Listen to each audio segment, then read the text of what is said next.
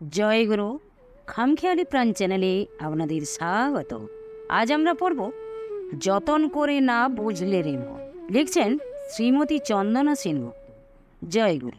দারুণ সুন্দর একটা খেলা চলছে পৃথিবীতে। সবাই যেন কি একটা খুঁজছে অবিরত। কেউ ভাবছে খাবার পেলে সুখী হবে, কেউ ভাবছে দামি জামা কাপড় পেলে সুখী হবে, কেউ ভাবছে বাড়ি গাড়ি সোনা ইত্যাদি পেলে সুখী হবে, এবং তারা একদিন সব কিছুই পাচ্ছে, কিন্তু সুখী বলে নিজেকে অনুভব করতে পারছে না। সুখের অন্বেষণে কত বছর কত জীবন আমাদের কেটে যাচ্ছে। চোর পুলিশ খেলার মতো বা লুকোচুরি খেলার মতো খেলছে সুখ আমাদের জীবনের সঙ্গে। কত দিন কত রাত বছর জন্ম আমাদের কেটে যাচ্ছে এই সুখের অন্বেষণে। কি চাইছি আমরা, কি পাচ্ছি আমরা? একই জায়গায় গোল গোল ঘুরে মরছি। চোর পুলিশ গোলক ধাঁধা কানামাছি ইত্যাদি খেলার চেয়েও আনন্দদায়ক বা যন্ত্রণাদায়ক এই খেলা উটের কাটাগাছ খাওয়ার মতো। প্রথম প্রথম জীবনে বা জন্মে এই খেলার রস নেশা ইত্যাদি যেন অভ্যাসের মতো বা সংস্কারের মতো মানুষের চরিত্রে ছাপা পড়ে যায়। এই খেলা বহু জীবন খেলতে খেলতে মানুষ যখন ক্লান্ত হয়ে যায়, তখন এই গোলকধারা থেকে সে বেরিয়ে আসতে চায়। আর খেলাধুলা ভালো লাগে না। একই খেলা বারবার খেলতে খেলতে বিরক্ত হয়, আর তখন মানুষ সাধক হয়। তারপর আধ্যাত্মিক আলোচনায় রুচি হয়। তাই প্রত্যেক ছোট বড় সাধককে বলি, যতন করে না বুঝলে রে মন, তুই পাবি না গরুর চরণ। উপরোক্ত সব কথাগুলি বিভিন্ন সাধুসঙ্গ থেকে শোনা কথা। সব কথাই সবার শোনা জানা, তাও বারবার বলে ও শুনেও বারবারই অবাক হতে হয়। এমনই অবাক আশ্চর্য এই পৃথিবী ও মনুষ্য জীবন।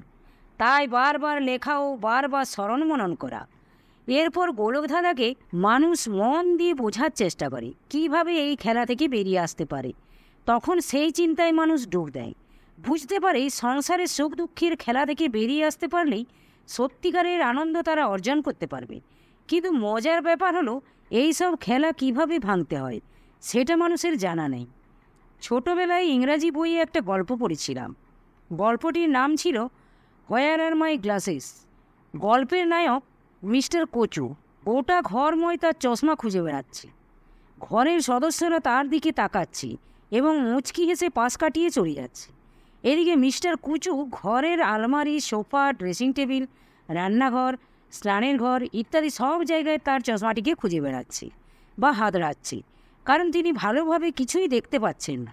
অবশেষে মিস্টার কুচুর দেখা হলো তার মায়ের সাথে। কুচু তার মাকে তার চশমার কথা জিজ্ঞেস করাতে তার মাও প্রথমে হেসে উঠল এবং অবশেষে বলল, কুচু, তুমি তোমার মাথায় হাত দিয়ে দেখছো না কেন? মিস্টার কুচু নিজের মাথায় হাত দিয়ে দেখল এবং অবাক হয়ে গেল। যে চশমাটিকে তিনি গোটা ঘরময় এতক্ষণ তন্ন তন্ন করে খুঁজছিলেন, সেটি সারাক্ষণ তার মাথার উপরেই ছিল। এই গল্পটি তখনই মনে আসে যখন গীতার 18 এবং 61 নম্বর শ্লোকটি পড়ি। ঈশ্বর সর্বভূতানাং হৃদ্দেশে অর্জুন তিষ্ঠতি ভ্রাময়ন সর্বভূতানি যন্ত্রারূঢ়ানি মায়য়া।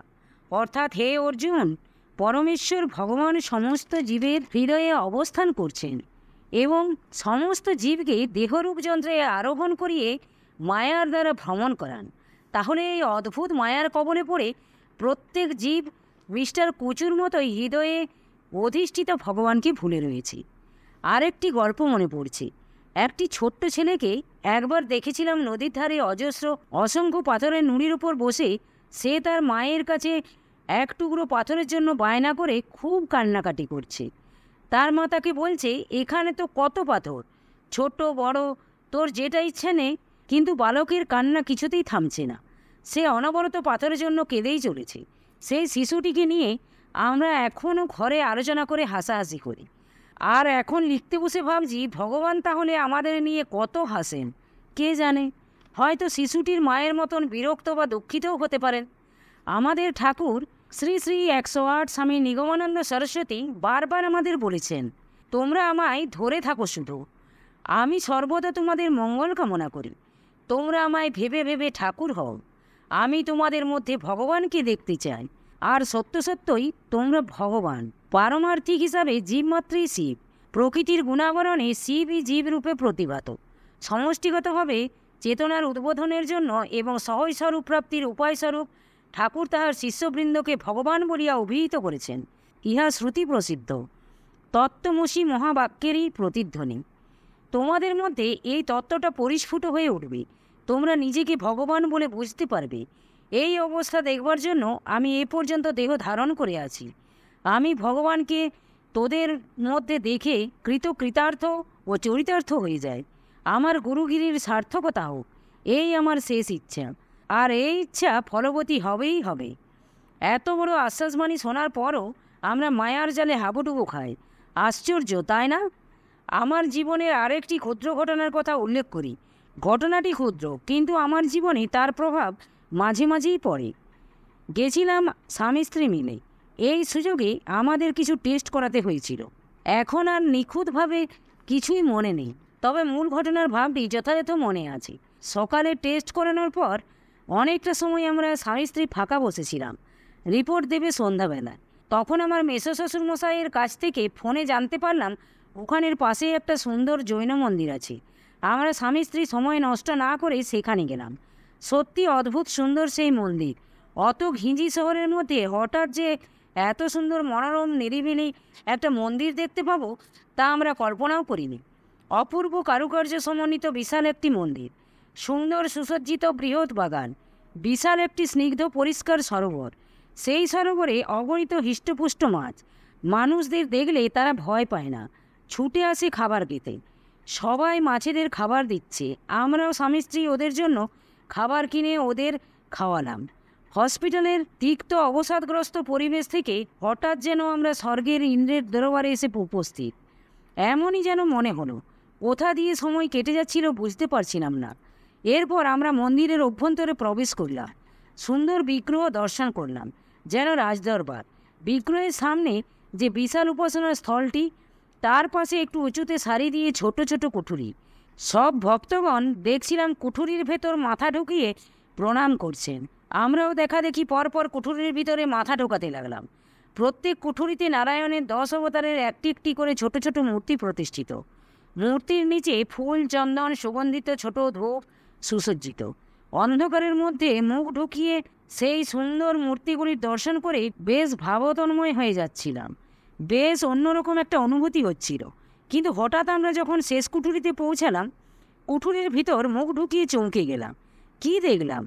যাকে দেখলাম তাকে খুব চেনা চেনা লাগলো, কিন্তু মনে করতে পারলাম না তিনি কে। আমার পেছনে আরও ভক্ত আছেন, তারাও দর্শন করবেন। তাও লজ্জার মাথা খেয়ে আবারও অন্ধকার কুঠুরিতে মাথা ঢোকালাম, কিন্তু তাও বুঝতে পারলাম না এই আপনজন কে।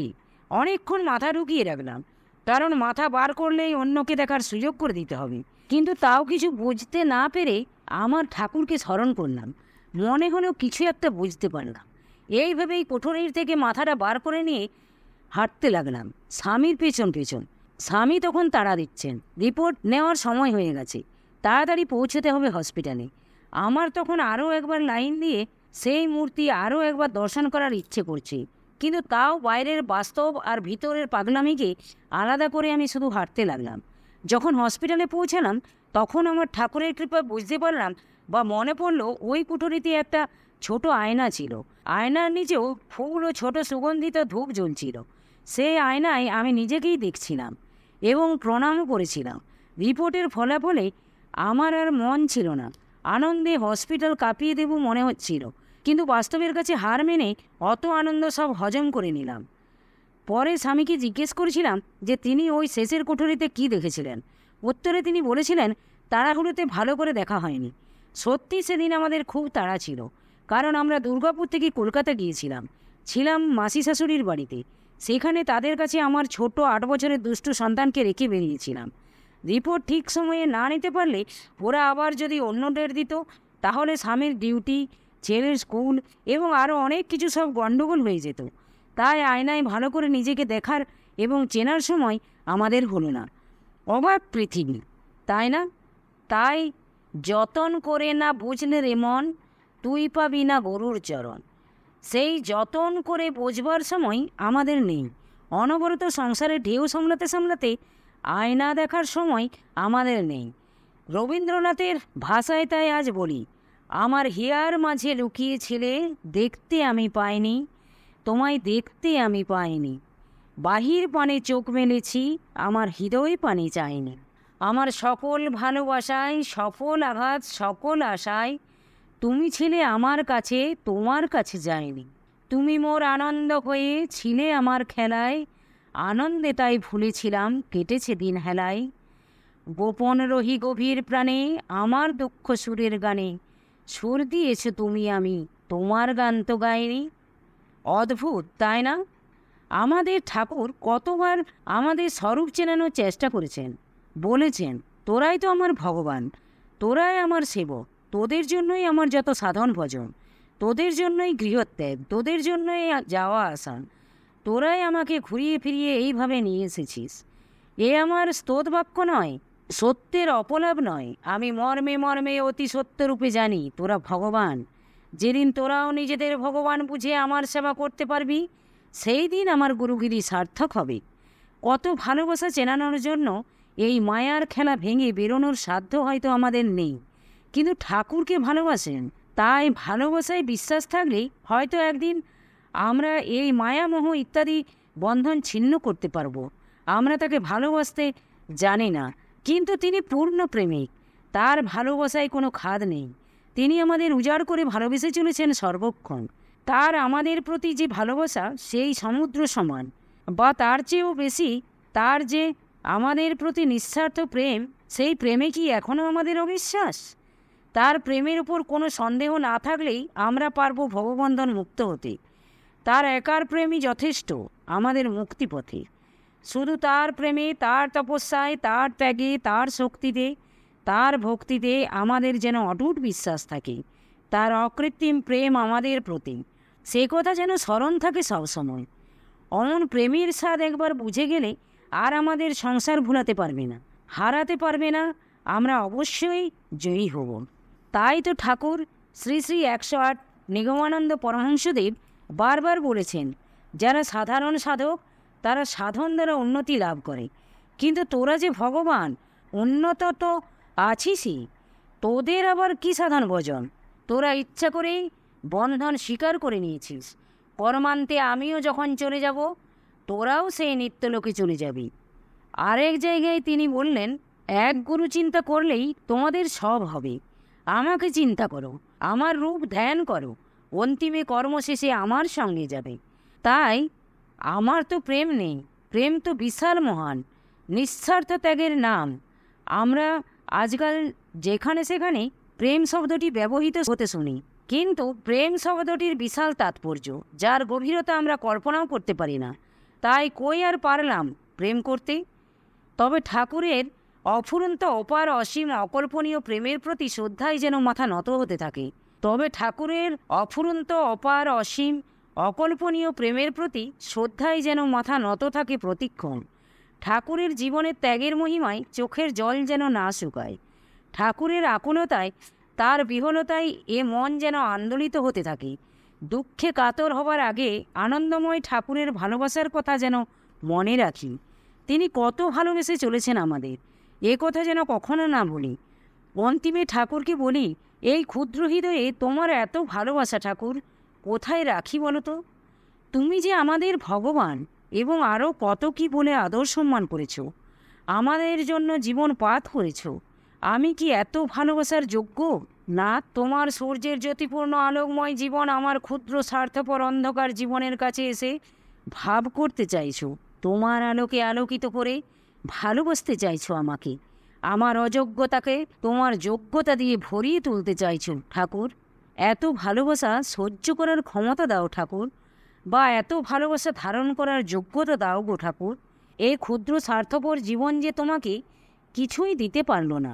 তোমাকে ভালোবাসা তো অনেক দূর ঠাকুর, নিজের ভালোই বুঝলাম না। আরও মনকে বলি, যতন করে না বুঝলে রে মন, তুই পাবি না গরুর চরণ। জয় গুরু, জয় গুরু। আজ এই পর্যন্তই।